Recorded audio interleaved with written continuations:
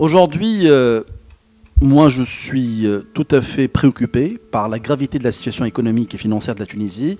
Et je voudrais lancer un cri d'alarme, un énième cri d'alarme par rapport à la gravité de cette situation.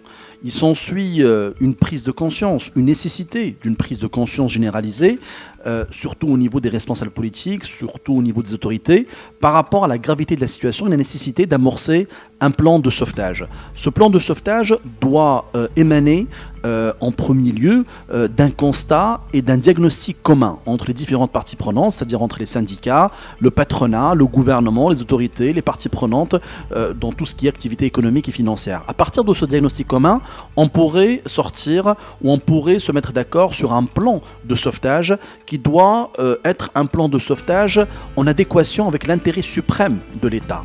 Et on doit rompre avec les intérêts partisans et les intérêts qui sont des intérêts personnels ou des intérêts qui sont exigus en quelque sorte.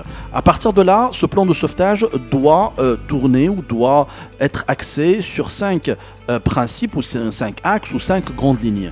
Premièrement, donc moi j'appelle à rétablir la confiance. La confiance est la base de l'activité économique. Il faut rétablir la confiance entre le producteur, le consommateur, l'investisseur et l'État et les différents organes de l'État qui sont habilités à gérer donc l'activité économique dans le pays.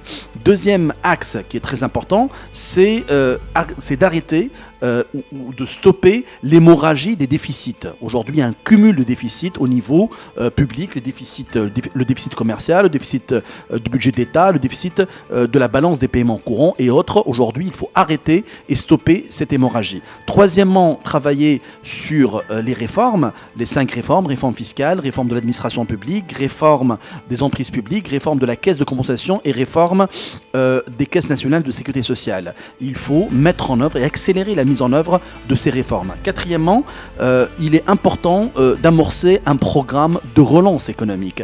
À partir d'une politique de grands projets, l'État doit investir et doit définir à la base 7 ou 8 grands projets sur toute la République et donc travailler sur la réalisation de ces grands projets. L'investissement public pourrait à terme stimuler l'investissement privé qui manque de confiance. Cinquième et dernier axe, il faut travailler sur un système de gouvernance, sur beaucoup plus de transparence et sur la primauté et l'application de la loi d'une manière littérale. Aujourd'hui, on a beaucoup de lois en Tunisie, on a beaucoup de règles, mais qui ne sont pas appliquées d'une manière tout à fait globale et générale et concernant les différentes parties.